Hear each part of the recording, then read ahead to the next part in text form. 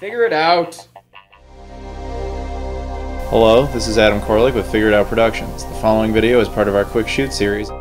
Hey guys, it's Adam here, and I just completed watching Microsoft's E3 2016 presentation, so I thought I'd give you guys some of my first impressions, thoughts, opinions, all that fun stuff. So keep in mind, it's all first opinions or first reactions. I haven't gone back and read any details and anything, so if I get something wrong, I do apologize.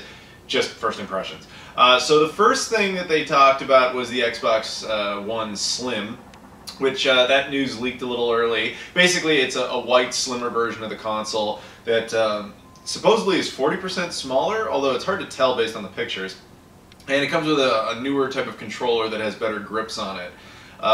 Then on top of that, it has a 2 terabyte hard drive inside, which seems all nice and good and everything, but ultimately kind of pointless, but I'll explain why that is later. But then the second thing they started talking about, which I'm sure was meant, well, the first thing was probably meant to be kind of an awesome big reveal, but it got leaked early. The second thing, which was news to me, and was probably meant to be their, you know, this is Xbox 360 compatibility all over again type of announcement, and I'm sure to a lot of people it really was, though to me it really didn't mean anything, was the Xbox Play Anywhere function. Alright, so they introduced this thing whereby from now on, specific titles anyway, if you buy them on Xbox, you also get them on Windows 10.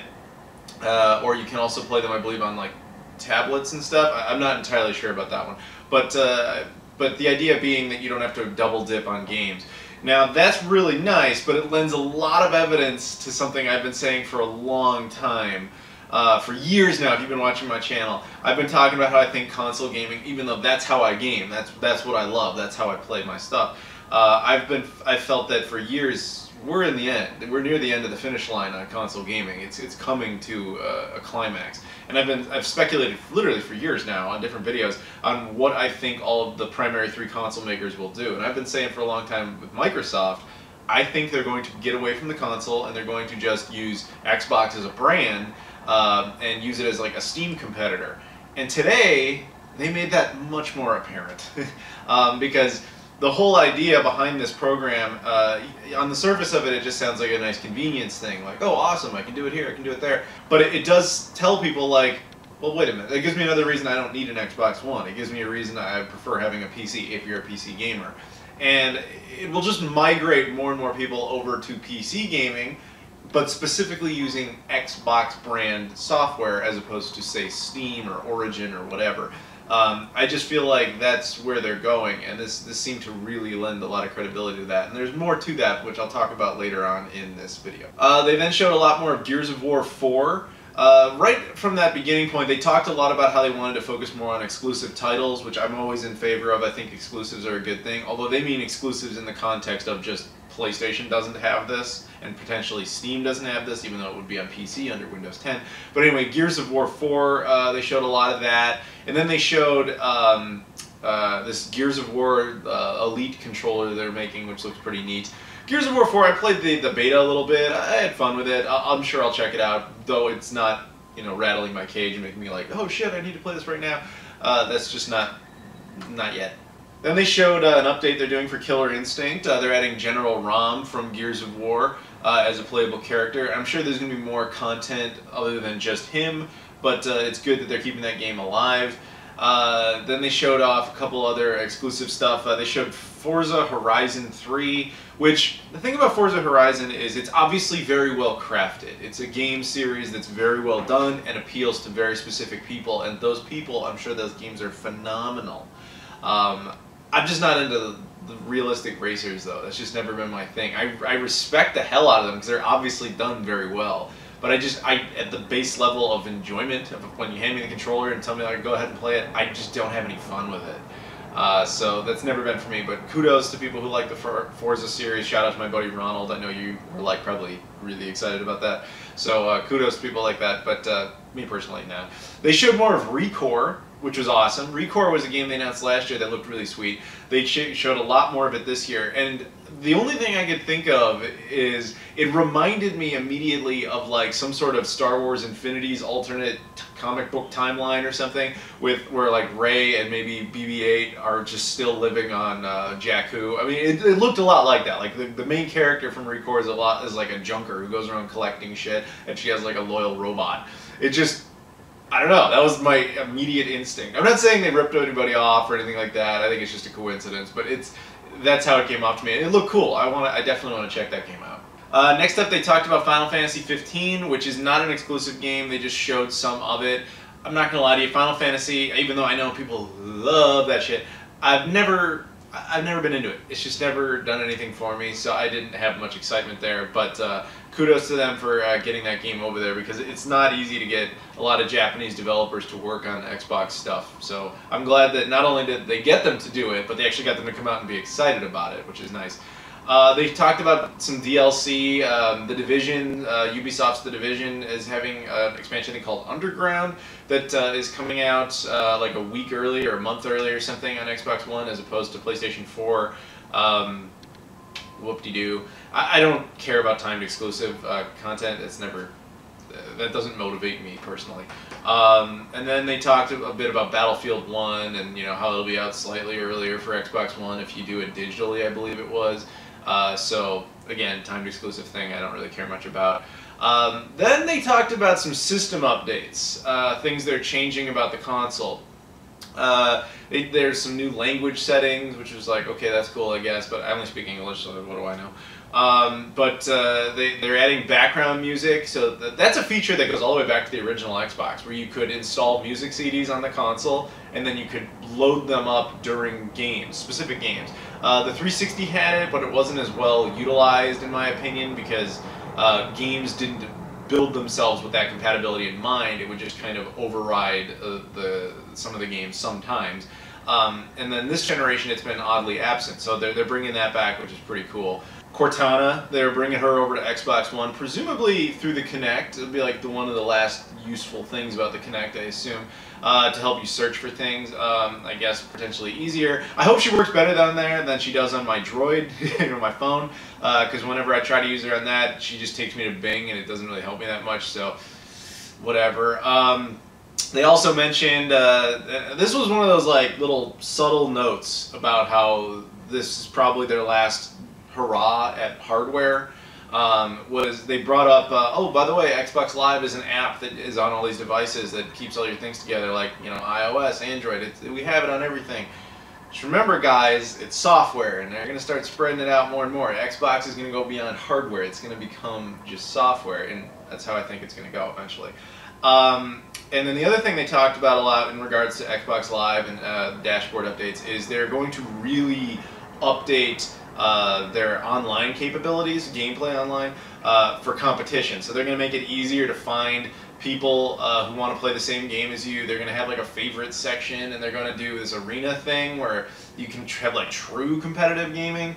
I know EA apparently is going to be heavily involved in that one, so that you can take like the best of the best and have them play online.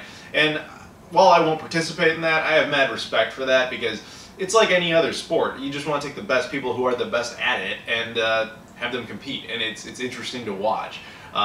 So respect to them for actually playing up to that and making that easier for people. They then talked a lot about Minecraft. Obviously, Minecraft is now owned by Microsoft, but even though it is, Microsoft still allows it to be distributed on its competitors. In fact, the Wii U version is about to get a physical release.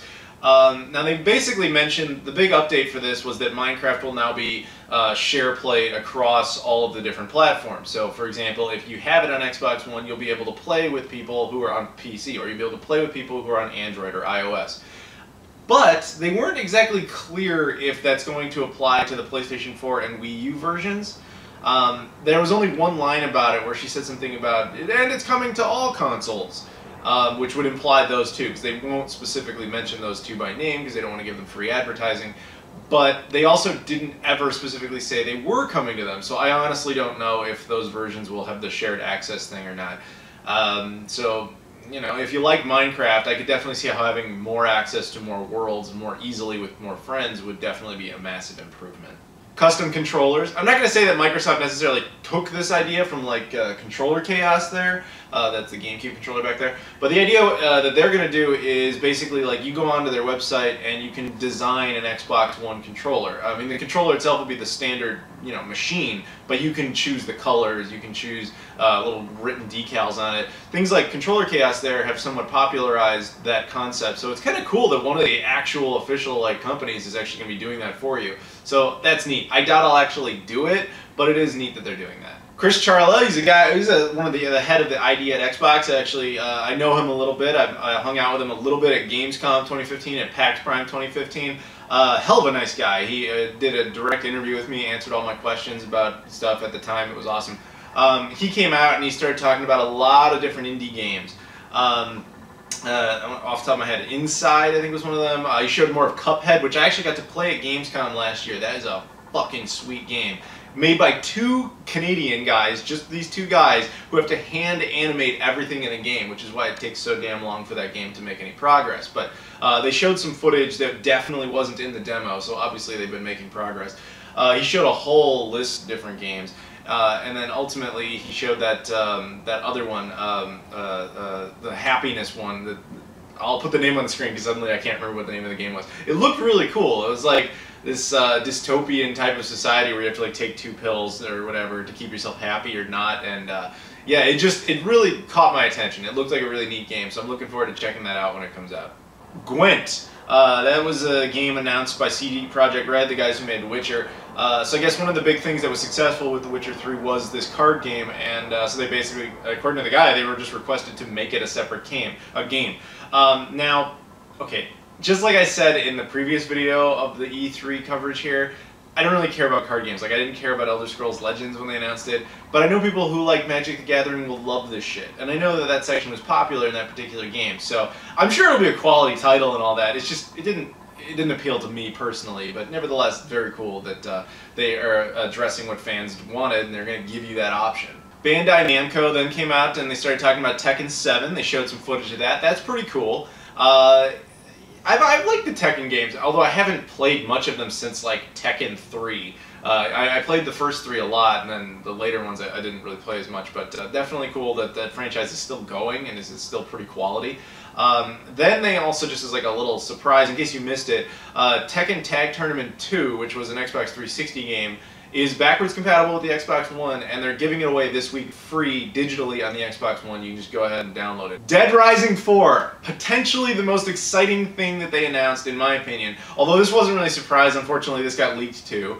Dead Rising 4, I'm excited about, because the first 2 Dead Risings I didn't really fall in love with, but Dead Rising 3, to this day, might still be my favorite game of the 8th generation. I fucking loved that game. And some of the articles I read when the leak happened was that they believe this is more of a reimagining of Dead Rising 3, so that would be awesome because it would essentially be the game but bigger, have more content and all that great stuff. So I'm really excited about that one. I really look forward to playing that. They then came out and started talking more about wanting more exclusives, which again is something I've been encouraging for a long time. They said that at the beginning of the show, but they started to say it like there towards the end of the show, and then they started showing some of the exclusives, all ones I believe we knew about, well except for one of them, but maybe you guys didn't, I didn't. The first one they showed was Scalebound. Now, Scalebound is made by Platinum Games. Those guys are really talented. They make a lot of fun stuff. I actually got to see, again, at Gamescom last year, I got to see a behind-the-scenes like private demo of that game. I even got a free t-shirt out of it. It was kind of cool. So to see more of that game, see how it's been updated, looks really sweet, and that's definitely something I'm going to want to check out later. They showed Sea of Thieves, which they announced last year. It's so good to see Rare make some sort of comeback like this. Not just through like Rare Replay and like a collection of their previous hits, but to actually be making something new and solid, and just to see them out there again. I really like that. The game looked absolutely perfect for my other channel, Game Society Pimps. I have to talk to my cohorts about that, obviously, but the game just looks like, oh, that'd be perfect for us. So if you watch that channel, there's a good chance we'll be doing something on Sea of Thieves. Now, State of Decay was a really cool zombie game, originally for PC and then ultimately re-released on the Xbox One. That's the version I have, and I liked it from what I've played of it. It was a fun, you know, zombie survival horror game type of thing. Well, not so much horror, but zombie survival. And so the new one took me completely by surprise. I wasn't expecting a new one. Maybe I just missed that. Yeah, so I'm excited about that for sure. And then they announced Tayla Wars 2. which I don't really care about because I don't really like RTSs, and as I recall, the first one was an RTS, real-time strategies, but you know, whatever. Again, it's always good to me when consoles have exclusives that make them worthwhile because it makes the brand interesting. Now, of course, in this case, it's shared between two platforms, the Xbox One and the PC, but we'll talk about that in a little bit. Phil Spencer then came out. That man is great, by the way. He since he took over the Xbox division, they've made so many good choices. They've been fixing that image, and I respect the hell out of that guy. So he comes out, and I was really hoping for some sort of awesome surprise announcement, which we kind of got, and not so much, which I'll explain in a minute. He really had my hopes up, though, for a second, because he came out, he was wearing an OG Xbox t-shirt, and then he had the OG logo up there, and he just starts talking about, you know, 15 years ago, we launched the original Xbox, and I was like, oh, if he announces backwards compatibility with the OG Xbox, I'm going to be really excited. Naturally, that didn't happen. You know, we got 360 compatibility last year. For now, that'll have to do. But yeah, no, that was like the one time in the whole show I was like, oh, me, you know, with that hope. But anyway, that didn't happen. He was just talking a lot about what they had already said they were going to do and what they were going to accomplish, and mostly he hit on the whole idea of you know, shared play between Xbox One and PC. Not only through, you know, the games that you buy once and you have it on both and you can continue playing on the other, but also doing things like network crossplay and all that kind of stuff. And the phrase he kept saying, the first time he said it, it caught my attention. I knew what he was saying, but he said it multiple times, which really hit home the point. He said, we're going to take gaming beyond generations. Now, what I think he means by that is console gaming, he recognizes, we've always seen console gaming in console generations. Like right now we're in the 8th gen, previous generation, 7th gen was 360, PS3, and Wii, you know, and so on and so forth. I think what he's saying is the console generation concept is coming to an end because traditional hardware is going to be a thing of the past. And so that kind of leads into the next point, which was one thing that people have always complained about the Xbox One was that it was underpowered for what it needed to be. Hence, they now announced Xbox One Scorpio. Now, I have a few thoughts on Scorpio. First of all, Scorpio makes the Xbox One S almost completely irrelevant. The Xbox One S will be the smaller, slimmer, nicer version, but only for about a year before they put out Scorpio. Scorpio, according to what they were saying, will be a true 4K gaming console, which is kind of mind-blowing. I remember when I did a video on the initial rumor of Sony doing a PlayStation 4K, people said I was, quote, fucking retarded for thinking that would even be financially viable to do a 4K capable gaming console. Well, maybe it's not Sony, but Microsoft apparently is doing one. Just saying.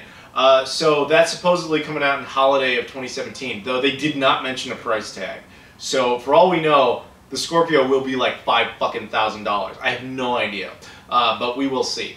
But yeah, so I think, again, going back to the whole like no more conventional generations thing or whatever, I think that the Scorpio is their kind of way of saying, like, we're going to start changing this model. We're going to start doing maybe increased incremental hardware upgrades, or maybe they just want to go out with a bang and have what was probably going to be considered history's most powerful console ever. Because after that, I believe that they'll move over to an all-digital platform, as I've been mentioning earlier. Because they also, one thing they wanted to make super clear to people was that even though we have 3 different consoles at once, the Xbox One, Xbox One S, and Xbox Scorpio, that all of the games and all the controllers and all the accessories, everything is cross-compatible. So they wanted to make sure people understood that, probably as a bit of damage control, because you don't want people going, well, the Xbox One Scorpio is the Xbox 2, or whatever the hell you might want to think of it as, and now all of our old Xbox Ones are junk. Not accurate, but slightly accurate, because, I mean, while all this stuff will work, if there's any Xbox One Scorpio specific stuff, any version of that that's going to work on older Xbox One hardware is going to be downgraded to all hell. But yeah, that's time enough for, that's a whole discussion in of itself, potentially. So, wrapping things up here, I think Xbox, overall they had a fine show.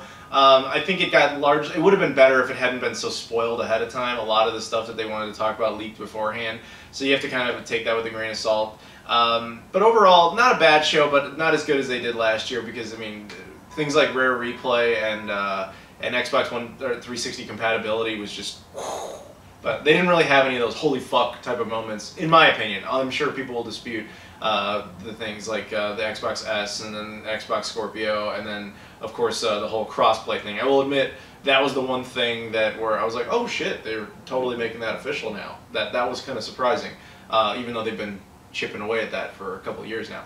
But anyway, so that's it for the Xbox 2016 E3 show. Stay tuned. I'm going to be doing the same thing for the Sony press conference. I already did this for the EA/Bethesda conferences.